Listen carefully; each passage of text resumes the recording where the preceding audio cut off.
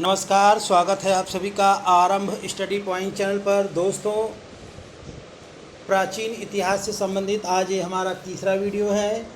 इसके अंतर्गत हम रेलवे को ध्यान में रखते हुए एनटीपीसी रेलवे, यूपी लेखपाल, यूपीएसआई, यूपीएसएससी, बीपीएससी को ध्यान में रखते हुए यह प्राचीन इतिहास का सुपर सीरीज जारी किया जा रहा है।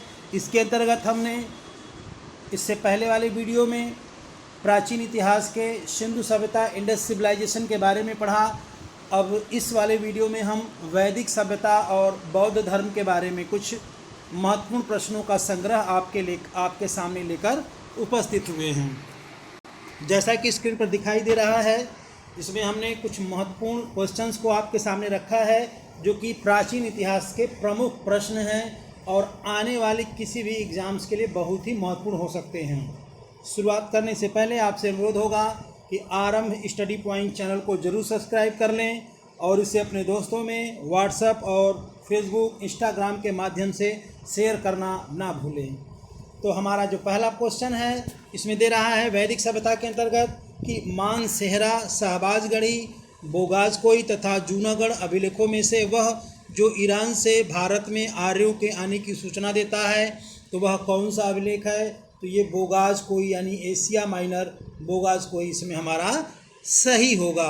तो इस तरह से जो है आर्यों के आने की सूचना जो कि ईरान से देता है। ईरान को फारस कहा जाता है, पारस के नाम से ये फेमस देश था।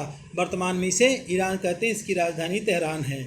आगे बढ़ते हैं। नेक्स्ट क्वेश्चन है शंकराचार्य, एनी बेसेंट, विवेकानंद तथा बाल गंगाधर तिलक में से वह जिसने आर्यों का आदि देश के बारे में लिखा था। तो बाल गंगाधर तिलक ने ही आर्यों के आदि देश के बारे में अपनी पुस्तक में लिखा था। तो बाल गंगाधर तिलक ने जो है आर्यों के बारे में जो है अपनी बुक में लिखा था। तो इसमें हमारा बाल गंगाधर तिलक सही होगा। अगला बिंदु है हमारा पुरुष मेध का उल्लेख हुआ है। तो पुरुष मेध का कहाँ पे उल्लेख हुआ है देखा जाए तो शतपथ ब्राह्मण में उल्लेख हुआ है। कहाँ पे हुआ है? शतपथ ब्राह्मण में पुरुष मेध का उल्लेख बिल्कुल हुआ है। नेक्स्ट पॉइंट है शतपथ ब्राह्मण में उल्लेखित राजा विदेह माधव से संबंधित ऋषि कौन थे? तो ऋषि गौतम राहुगण, याद रखिएगा, ऋषि गौतम राहुगण शतपथ ब्राह्मण से राजा विदेह माधव से संबंधित ऋषि थे।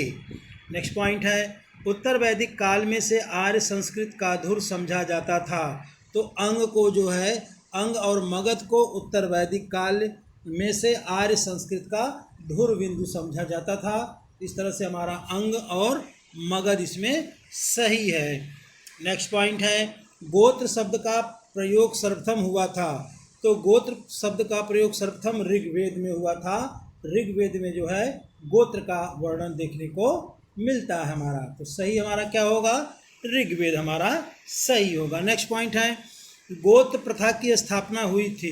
तो देखा जाए गोत्र प्रथा की स्थापना उत्तर वैदिक काल में हुई थी। यानी गोत्र प्रथा कब शुरू हुआ था? उत्तर वैदिक काल में शुरू हुआ था।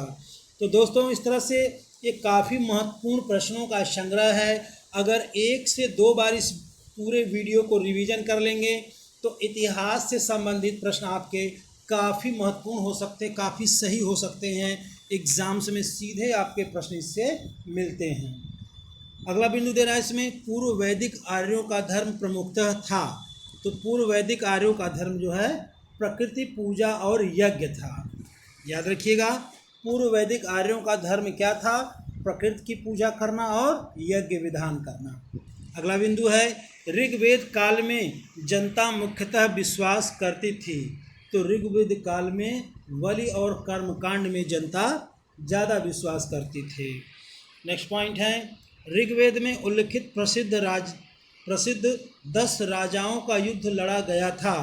तो 10 राजाओं के युद्ध को 10 राज्य युद्ध के नाम से भी जाना जाता है और ये परुशड़ी नदी के किनारे लड़ा गया था। राजा सुदास और 10 राजाओं के बीच ये युद्ध हुआ था।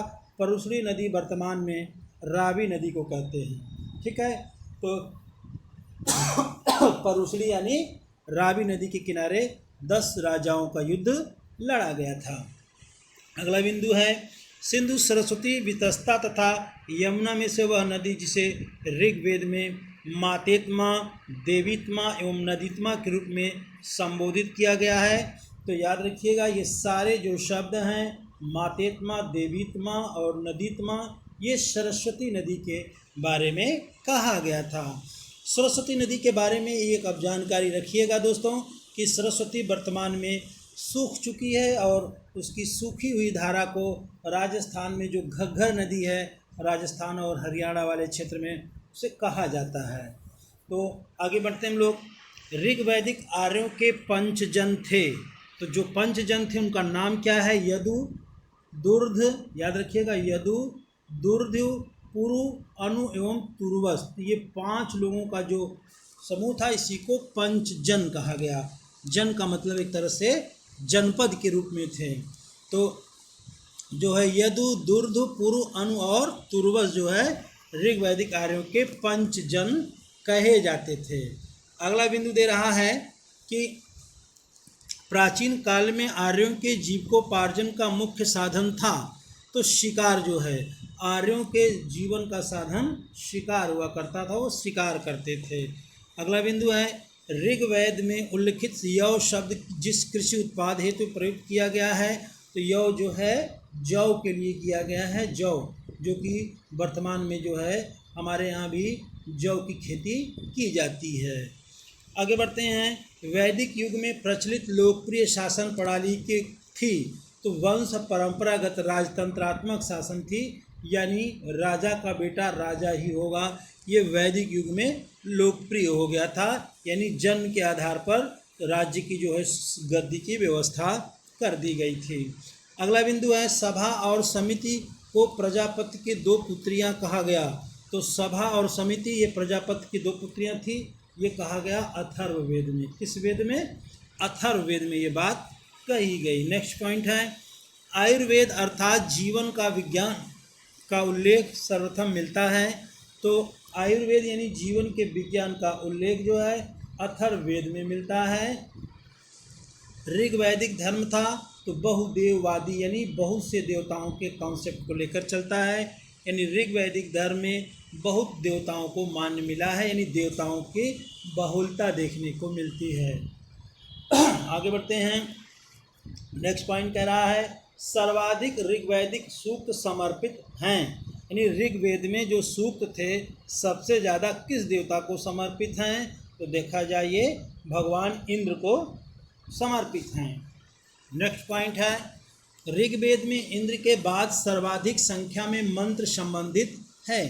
तो इंद्र के बाद जो सबसे अधिक मंत्र आए हैं वो भगवान इंद्र अग्निदेव के बारे में है, यानी अग्नि देवता के बारे में है। अगला पॉइंट है कि ऋग्वेद में युद्ध देवता समझा जाता है। तो भगवान इंद्र को युद्ध का देवता समझा जाता है। नेक्स्ट पॉइंट है पूर्व वैदिक आर्यों का सर्वाधिक लोकप्रिय देवता था। तो ये इंद्र को ही जो है सर्वाधिक लोकप्रिय देवता माना गया है। नेक्स्ट पॉइंट है 800 से 600 ईसा पूर्व काल जुड़ा हुआ है। तो 800 से 600 ईसा पूर्व काल को ब्राह्मण काल या ब्रह्म काल के नाम से जाना गया। नेक्स्ट पॉइंट है ऋग्वेद में गायत्री मंत्र के नाम से प्रसिद्ध मंत्र सर्वप्रथम मिलता है।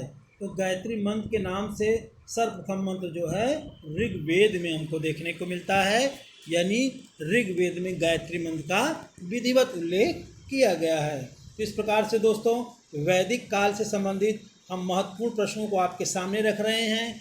अगर इनको आप रिवीजन करेंगे तो इस तरह से इस पार्ट से सीधे क्वेश्चन आपके परीक्षा में पूछे जाएंगे, ज़रूर मिलेंगे। तो इस तरह से आप ज़रूर इसको देखिएगा। आगे बढ़ते हैं। गायत्री मंत्र की रचना किसने की थी?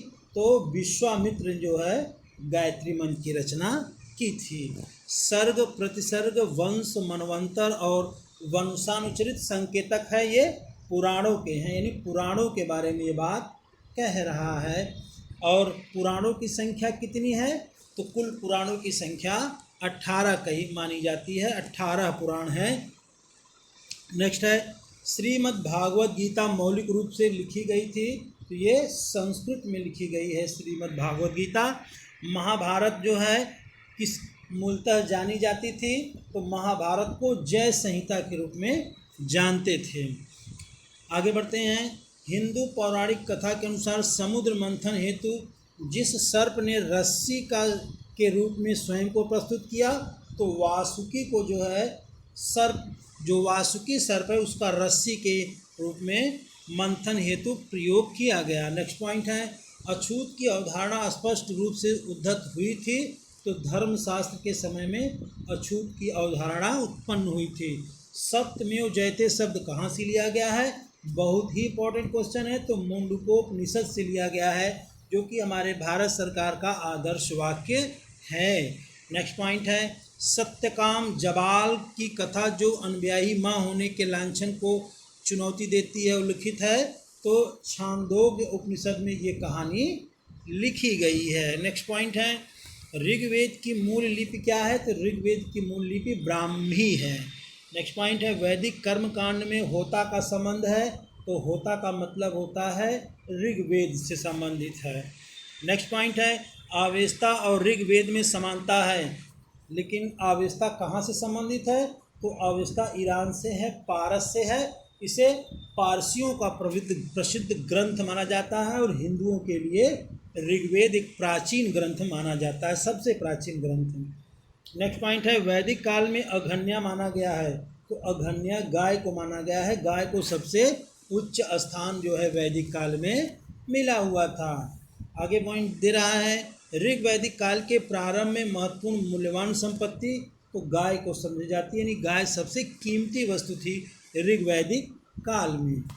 नेक्स्ट पॉइंट है, प्राचीन भारतीय समाज के प्रसंग में कुल, वंश, कोष तथा गोत्र शब्दों में से वह शब्द जो शेष 3 वर्गों का नहीं है, तो कोष नहीं था, यानी कुल का उल्लेख मिला है, वंश का भी मिला है, और जो है कुल और वंश का उल्लेख मिला है, गोत्र का भी मिला है, लेकिन कोष शब्द का उल्लेख जो है ऋग्वेद में यानी वेद में नहीं मिला है। इस तरह से भारतीय समाज में जो है कुल, वंश और गोत्र का महत्व बहुत ही ज़्यादा है। नेक्स्ट है, संस्कारों की संख्या कितनी है? तो 16 संस्कार माने जाते हैं, जिसमें गर्भाधान से लेकर के और अंतिम क्रियाकर्म तक जो है कुल 16 संस्कारों की संख्या मानी जाती है। अब हमें इस प्रकार से हमने वैदिक धर्म से संबंधित महत्वपूर्ण प्रश्नों का वर्णन किया।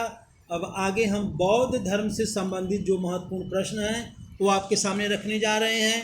दोस्तों, लेखपाल के लिए शीघ्र ही नोटिफिकेशन आ जाएगा, तो इसके लिए भी बैच जो है चलाया जाएगा। आप लोगों से अनुरोध होगा कि ज़्यादा से ज़्यादा इसमें जुड़ें और अपने दोस्तों में शेयर भी करें। तो बौद्ध धर्म से संबंधित जो महत्वपूर्ण प्रश्न आपके सामने रखने जा रहे हैं, पहला इसमें दे रहा है, तो गौतम बुद्ध का जन्म कब हुआ था? तो 563 ईसा पूर्व 563 ईसा पूर्व में लुम्बिनी कपिलवस्तु साम्राज्य में हुआ था। अगला बिंदु दे रहा है, बुद्ध के जीवन की वह घटना जिसे महाभिनिष्क्रमण के रूप में जाना जाता है। तो महाभिनिष्क्रमण का मतलब है उनका घर से त्याग देना, उन्होंने अपने घर को जो है त्याग दिया था। आगे बढ़ रहे हैं, गौतम बुद्ध की माँ संबंधित थी, तो गौतम बुद्ध की माँ जो है कोली वंश से थी और बुद्ध का जन्म लुम्बिनी में हुआ था। इनके बचपन का नाम सिद्धार्थ था। आगे बढ़ते हैं, अगला बिंदु इसमें दे रहा है कि बसाड़ स्तंभ अभिलेख, निगाली सागर स्तंभ अभिलेख, रामपुरवा स्तंभ अभिलेख तथा रुमिनदेई स्तंभ अभिलेख में से वह अभिलेख जो इस परंपरा की पुष्टि करता है कि गौतम बुद्ध का जन्म लुम्बिनी में हुआ, इसमें महत्वपूर्ण होगा रुमिनदेई अभिलेख होगा। कौन सा अभिलेख होगा? रुमिनदेई अभिलेख इस बात की पुष्टि करता है। दोस्तों, इस तरह से हम कुछ और भी प्रश्नों को आपके सामने रख रहे हैं जो कि महात्मा बुद्ध से जुड़ा हुआ है। आगे है, अशोक, कनिष्क, हर्ष तथा धर्मपाल में से वह जिसके एक अभिलेख से सूचना मिलती है कि शाक्य मुनि बुद्ध का जन्म लुम्बिनी में हुआ, तो मौर्य शासक के अभिलेख से ये जानकारी हमें मिलती है। नेक्स्ट पॉइंट है, महात्मा बुद्ध का महापरिनिर्वाण हुआ, तो मल्ल गणराज्य की राजधानी कुशीनगर में जो है महापरिनिर्वाण हुआ था। नेक्स्ट पॉइंट है, महापरिनिर्वाण मंदिर कहाँ पे अवस्थित है? तो महापरिनिर्वाण मंदिर कुशीनगर में है, कुशीनगर उत्तर प्रदेश में। नेक्स्ट पॉइंट है, अवंती, गांधार, कौशल एवं मगध राज्यों में से वह जिनका संबंध बुद्ध के जीवन से है। तो कौशल और मगध जो है इनके जीवन से संबंधित है। मगध वाले क्षेत्र में इन्हें ज्ञान प्राप्त हुआ और कौशल में इनका मृत्यु हुआ, देहांत हुआ, जिसे महापरिनिर्वाण कहते हैं। आगे दे रहा है, गौतम बुद्ध द्वारा अपने धर्म को में दीक्षित किया जाने वाला अंतिम व्यक्ति कौन था? बहुत ही महत्वपूर्ण क्वेश्चन है। तो सुभद्र जो है अंतिम व्यक्ति था जिसे इन्होंने दीक्षित किया, यानी उसे ज्ञान दिया था। अगला बिंदु है, बुद्ध ने अपने जीवन की अंतिम वर्षा ऋतु बिताई थी। तो अंतिम वर्षा ऋतु इन्होंने वैशाली में बिताई थी। अगला बिंदु है, बौद्ध मत में निर्वाण की अवधारणा की सर्वश्रेष्ठ व्याख्या कौन करता है? तो तृष्णा रूपी अग्नि का समन जो है सर्वश्रेष्ठ की व्याख्या करता है निर्वाण के रूप में। अगला बिंदु है, अलार कलाम कौन थे? तो बुद्ध के एक गुरु जो सांख्य दर्शन के आचार्य थे, यानी महात्मा बुद्ध के गुरु का नाम अलार कलाम था। नेक्स्ट पॉइंट है, महात्मा बुद्ध ने अपना पहला उपदेश धर्म चक्र प्रवर्तन दिया था। कहाँ दिया था? सारनाथ में दिया था। और इन्होंने 5 ब्राह्मणों को दीक्षित किया। उसी को धर्म चक्र प्रवर्तन कहा जाता है। सारनाथ ये वाराणसी में पड़ता है, उत्तर प्रदेश में। नेक्स्ट पॉइंट है, बुद्ध ने सर्वाधिक उपदेश दिए थे। तो श्रावस्ती में इन्होंने अपने सबसे अधिक उपदेश दिए। हालांकि वर्तमान में सबसे कम साक्षरता उत्तर प्रदेश में देखा जाए तो श्रावस्ती में ही है, यानी जो पहले जितना ही समृद्ध था आज उतना ही पतन की तरफ है, जैसा कि मगध यानी बिहार को ले सकते हैं। आगे हैं, बुद्ध कौशाम्बी आए थे उदयन के राज्यकाल में। ठीक है। नेक्स्ट है, बुद्ध की मृत्यु के पश्चात प्रथम बौद्ध संगीति की अध्यक्षता की गई। तो महाकश्यप द्वारा इसकी अध्यक्षता की गई थी। बुद्ध की मृत्यु के बाद यानी पहली संगीत की अध्यक्षता किसने की? तो याद रखिएगा महाकश्यप द्वारा की गई थी। इस तरह से इसमें सही क्या होगा? महाकश्यप जो है बिल्कुल सही होगा। आगे दे रहा है कि प्रथम बौद्ध संगीति का आयोजन कहाँ हुआ था? तो राजगृह सप्तपर्णी गुफा, राजगृह यानी राजगीर में, वर्तमान बिहार में ये हुआ था, याद रखिएगा। नेक्स्ट पॉइंट है, कश्मीर में कनिष्क के शासन में जो चतुर्थ बौद्ध संगीति आयोजित हुई थी उसकी अध्यक्षता किसने की थी? तो उसकी अध्यक्षता वासुमित्र ने की थी। अगला बिंदु है, बौद्ध धर्म की महायान शाखा औपचारिक रूप से प्रकट हुई थी। तो कनिष्क के शासनकाल में हुई थी। नेक्स्ट पॉइंट है, प्रथम द्वितीय तृतीय एवं चतुर्थ बौद्ध संगीतियों के आयोजन स्थलों का सही क्रम है राजगृह, वैशाली, पाटलिपुत्र एवं कुंडलवन। ये तीनों क्रम आप लोग याद रखेंगे। यानी पहला राजगीर में हुआ था, दूसरा वैशाली में, और तीसरा जो है पाटलिपुत्र में, और चौथा कुंडलवन यानी कश्मीर में हुआ था। आगे दे रहा है कि ठीक है, कुंडलवन। और द्वितीय बौद्ध समिति का आयोजन हुआ था तो काशी वाराणसी में। यहाँ पे दे रहा है समिति दे रहा है, न कि संगीति। इस बात को ध्यान में रखिएगा, यहाँ पे समिति पूछ रहा है। तो द्वितीय बौद्ध समिति का आयोजन कहाँ हुआ था? काशी यानी वाराणसी में। प्रथम बौद्ध समिति का जो है अध्यक्ष कौन था? तो प्रथम बौद्ध समिति का आयोजन हुआ था अजातशत्रु के शासनकाल में, अजातशत्रु मगध में। अगला दे रहा है कि द्वितीय बौद्ध सभा का आयोजन किया गया था, कालाशोक ने किया था द्वितीय बौद्ध समिति का आयोजन, सभा तो कालाशोक ने किया था। आगे दे रहा है, बुद्ध के जीवन के 4 जो महत्वपूर्ण घटनाएं उसके बारे में दे रहा है, इसमें देख लिया जाए। इसमें दे रहा है जन्म, तो जन्म जो है लुम्बिनी में हुआ था। ज्ञान प्राप्ति बोध गया यानी बिहार में हुआ था, पीपल वृक्ष के नीचे, और जो है फाल्गु नदी के किनारे यानी निरंजना के किनारे इन्हें ज्ञान मिला था। और प्रथम वचन इन्होंने सारनाथ में दिया था, 5 ब्राह्मणों को दीक्षित किया था वाराणसी में, और निधन इनका कुशीनगर में हुआ, उत्तर प्रदेश में। ये भी जो है पता यानी 2 स्थल जो है बिहार यानी लुम्बिनी वर्तमान में नेपाल में है, बोधगया बिहार में है, सारनाथ और कुशीनगर उत्तर प्रदेश में है। तो इस प्रकार से इनके जन्म से संबंधित कुछ महत्वपूर्ण स्थल थे, इसके बारे में दे रहा है। आगे हम इसके बारे में कुछ और भी महत्वपूर्ण प्रश्नों को आपके सामने रखते हैं। इसमें दे रहा है कि भारतीय कला में बुद्ध के जीवन की वह घटना जिसका चित्रण मृग सहित चक्र द्वारा हुआ। तो ये प्रथम उपदेश जो है मृग सहित, इसीलिए सारनाथ को मृगदावा के भी नाम से जाना जाता है, मृग वन के नाम से भी जाना जाता है। तो मृग सहित चक्र का जो है इन्होंने सारनाथ में एक तरह से ब्राह्मणों को दीक्षित किया था, ज्ञान दिया था, उसके बारे में है। नेक्स्ट है जन्म जो है ये कमल के बारे में, ये महात्मा बुद्ध से संबंधित जो चिन्ह है उसके बारे में बता रहा है। तो जन्म जो है कमल से संबंधित है। प्रथम वचन धर्म चक्र प्रवर्तन, ये जो कि सारनाथ में किया था। महाबोधि, ये बोधि वृक्ष, ये बिहार बोध गया में है। और त्याग जो है ये घोड़े का जो है चिन्ह है, त्याग इन्होंने अपना जो गृह त्याग दिया था उसके बारे में ये दे रहा है। अगला दे रहा है कि कर्मापा लामा तिब्बत के बौद्ध संप्रदाय के जिस वर्ग का वह है, ये कंग्यूपा हैं। तो याद रखिएगा तिब्बती जो कर्मापा हैं वो कंग्यूपा वर्ग के हैं। नेक्स्ट पॉइंट दे रहा है कि महात्मा बुद्ध के संबंध में सही कथन है। तो उनका जन्म कपिल वस्तु लिम्बरी में हुआ था, ये कथन सही है। उन्होंने बोध गया में ज्ञान प्राप्त किया था, ये भी सही है। निरंजना नदी के किनारे पीपल वृक्ष के किनारे कहीं वट वृक्ष भी मिलता है। और तीसरा दे रहा है कि उन्होंने वैदिक धर्म को अस्वीकार किया था, ये भी सही है। इसी कारण तो उन्होंने नया धर्म ही शुरू किया था, यानी ब्राह्मणों के अत्याचार से परेशान होकर ही उन्होंने एक अलग धर्म समानांतर बौद्ध धर्म की शुरुआत की थी, वैदिक धर्म के। नेक्स्ट है उन्होंने आर्य सत्य का प्रचार किया था, ये भी सही है, यानी जो है उन्होंने सत्य के बारे में बात की थी।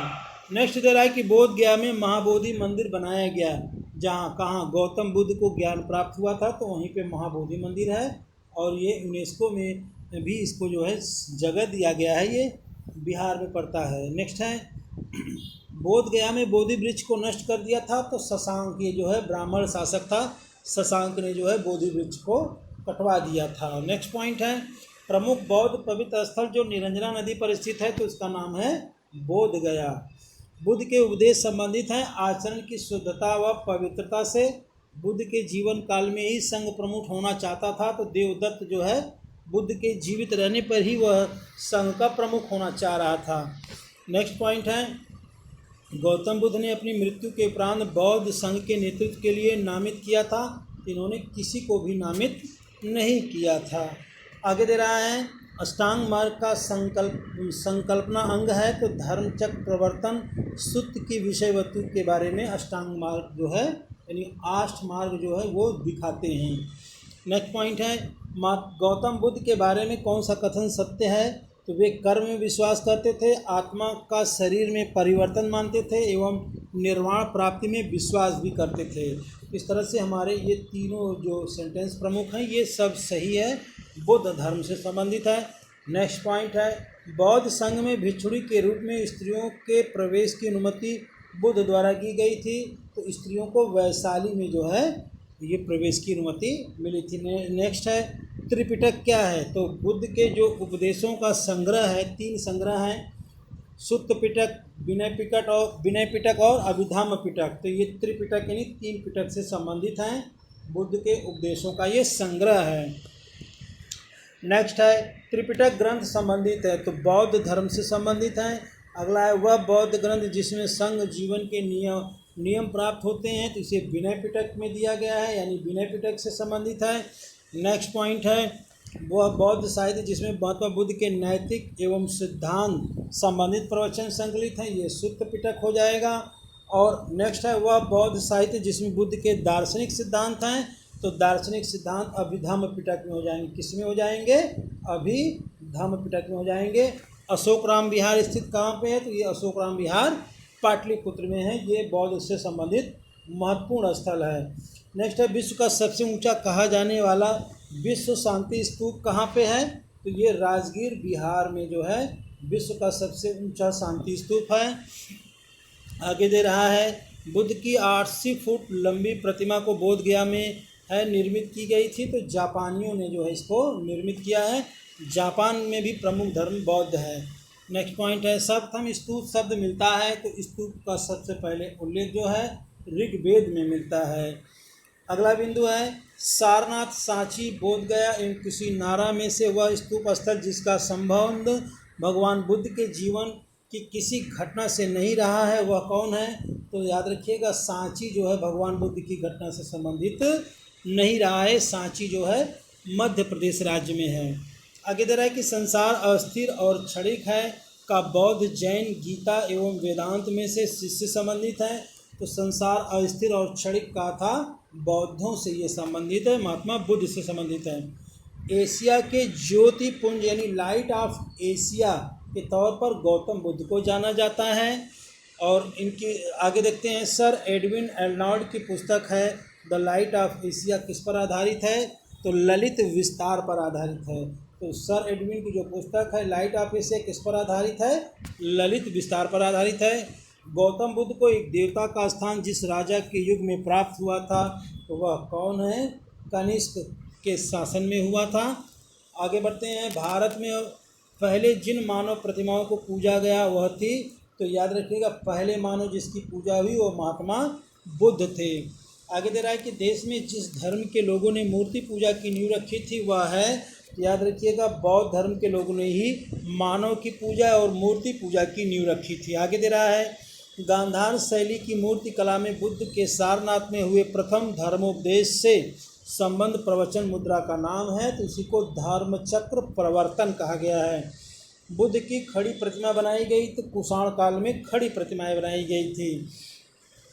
आगे दे रहा है कि भगवान बुद्ध की प्रतिमा कभी कभी एक हस्त मुद्रा युक्त दिखाई गई है जिसे भूमि स्पर्श मुद्रा कहा जाता है और प्रतीक है, तो याद रखिएगा इसका प्रतीक है मार के प्रलोभनों के बावजूद अपनी शुचिता और शुद्धता का साक्षी होने के लिए बुद्ध का धरती का आह्वान करना थे। बहुत ही एक तरह से महत्वपूर्ण जो है इनकी प्रतिमा है। नेक्स्ट है, भूमि स्पर्श मुद्रा की सारनाथ बुद्ध मूर्ति संबंधित है गुप्त काल से, यानी गुप्त काल में ये बनाई गई थी। नेक्स्ट है, कथन दे रहा है कुशीनगर मल्ल गणराज की राजधानी थी, ये सही है। महात्मा बुद्ध का महापरिनिर्वाण कुशीनगर में हुआ था, ये भी सही है और व्याख्या भी सही है। नीचे दे रहा है कि लोथल प्राचीन गोदी क्षेत्र, सही है। सारनाथ बुद्ध का प्रथम धर्मोपदेश, सांची अशोक का सिंह स्तंभ शीर्ष और नालंदा बौद्ध अधिगम का महान पीठ। इस तरह से ये मिलान करना है। नेक्स्ट दे रहा है, महायान बौद्ध धर्म में बोधिसत्व अवलोकितेश्वर को और जिस नाम से जाना जाता है तो वो पदम पाणी के नाम से महायान में जाना गया, यानी पदम पाणी इसमें हमारा बिल्कुल सही होगा। आगे दे रहा है महत्वपूर्ण पॉइंट कि भारत के धार्मिक इतिहास के संदर्भ में कौन सा सत्य है, तो बोधिसत्व अपने प्रबोध के मार्ग पर बढ़ता हुआ करुणामय है। बोधिसत्व समस्त सचेतन प्राणियों को उनके प्रबोध के मार्ग पर चलने में सहायता करने के लिए स्वयं की निर्वाण प्राप्ति विलंबित करता है। महत्वपूर्ण लाइन है। नेक्स्ट है, हीनान अवस्था का विशालतम एवं सर्वाधिक विकसित शैलकृत चैत्यगृह कहाँ मिला है, तो कार्ले में मिला है। ये जो है कार्ले में जो है शैलकृत चैत्यगृह मिला है जो कि महाराष्ट्र में है। आगे है ये दक्षिण भारत में। नेक्स्ट है, प्रथम शताब्दी ईस्वी में जिस भारतीय बौद्ध भिक्षुक को चीन भेजा गया था तो ये नागार्जुन को भेजा गया था। इन्होंने जो है एक तरह से दार्शनिक रूप में से थे, ये फिलोसफर थे। नेक्स्ट है, शून्यता के सिद्धांत का सर्वप्रथम प्रतिपादन किसने किया था, तो नागार्जुन ने ही शून्य का सिद्धांत का प्रतिपादन किया था। नागार्जुन को माध्यमिक कहा गया, माध्यमिक संप्रदाय के।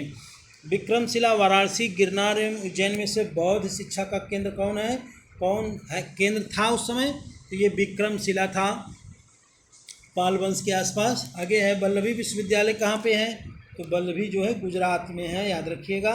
नालंदा विश्वविद्यालय का स्थापना युग गुप्त काल में है। नालंदा विश्वविद्यालय के संस्थापक कुमारगुप्त थे। नालंदा विश्वविद्यालय प्रसिद्ध था बौद्ध धर्म के लिए, जिसे जी बख्तियार खिलजी ने जला दिया, आग लगा दिया था। नेक्स्ट है, 12वीं शताब्दी के अंत तक नालंदा महाविहार का पतन हो गया था। महाविहार को राजकीय प्रश्रय मिलना बंद हो गया था, ये तथा दोनों बार सही है, अरे की सही व्याख्या लेकिन नहीं है। नेक्स्ट है, उसको जलाया था बख्तियार खिलजी ने। नेक्स्ट है, नालंदा महाविहार विख्यात है तो पाली अनुसंधान संस्थान के लिए। आगे दे रहा है कि बौद्ध धर्म और जैन धर्म दोनों में समान रूप से क्या विद्यमान था, तो वे वेद प्रमाणे के प्रति अनास्था, यानी वेदों के बारे में उनका ये विचार आलोचनात्मक था, वेद के बारे में नहीं वेद को उन्होंने उसको वेद में आस्था नहीं रखते थे। कर्म कांडों की फलवत्ता का निषेध था, प्राणियों की हिंसा का भी निषेध था, यानी अहिंसा का जो है सूत्रपात हुआ था बौद्ध और जैन दोनों धर्मों में। बौद्ध धर्म के 4 आर्य सत्य का सही क्रम क्या है, तो दुख होता है, दुख का कारण है, दुख के निरोध है और दुख निरोध का मार गए। ये चारों आर्य सत्य हैं। बौद्ध तथा जैन दोनों ही धर्म विश्वास करते हैं कर्म तथा पुनर्जन्म के सिद्धांत में। पुनर्जन्म नहीं होता, आत्मा की सत्ता नहीं होती है, ये गलत है, आर सही होता है। इस तरह से बौद्ध धर्म का विषय के बारे में कौन सा कथन सही है? उसने वर्ण एवं जाति को अस्वीकार नहीं किया, उसने ब्राह्मण वर्ग की सर्वोच्चता सामाजिक कोट को चुनौती दी, उसने कुछ एक शिल्पों को निम्न माना। तो ये बौद्ध धर्म से संबंधित जो है महत्वपूर्ण ये कथन है, इसको आप जरूर देख लेंगे। ये महत्वपूर्ण बिंदु हैं। कुछ और भी देख लेते हैं बौद्ध धर्म से संबंधित महत्वपूर्ण प्रश्न। बौद्ध धर्म का विस्तार के कारणों को इसमें सम्मिलित थे। तो धर्म की सादगी, दलितों के लिए विशेष अपील, धर्म की मिशनरी भावना और इस स्थानीय भाषा का प्रयोग आगे है। आरंभिक मध्ययुगीन समय में बौद्ध धर्म का पतन जिन कारणों से शुरू हुआ उसका कारण है उस समय तक बुद्ध विष्णु के अवतार समझे जाने लगे और वैष्णव धर्म का हिस्सा माने गए, बन गए। आगे दे रहा है यानी ये वैष्णव धर्म में इनका प्रयोग होना, एक तरह से वैष्णव धर्म के रूप में इनका माना जाने लगा और इनका जो है बौद्ध धर्म जो है पतन शुरू हो गया। नेक्स्ट है कुछ शैलकृत बौद्ध गुफाओं को चैत्य कहते हैं जबकि अन्य को विहार। दोनों में क्या अंतर है? चैत्य पूजा स्थल होता है जबकि विहार जो है बौद्ध भिक्षुओं का निवास स्थान था। तो वह बौद्ध शाखा जो सुल्तानी युग से सबसे प्रभावशाली था, तो वज्रयान जो है सुल्तानी युग में सबसे ज़्यादा प्रचलित था। इस प्रकार से हमने बौद्ध धर्म से संबंधित कुछ महत्वपूर्ण प्रश्नों को आपके सामने रखा। दोस्तों पूरे प्रश्न को 1 से 2 बार जरूर देखिएगा, रिवीजन करिएगा और अपने दोस्तों में जरूर शेयर करिएगा। धन्यवाद।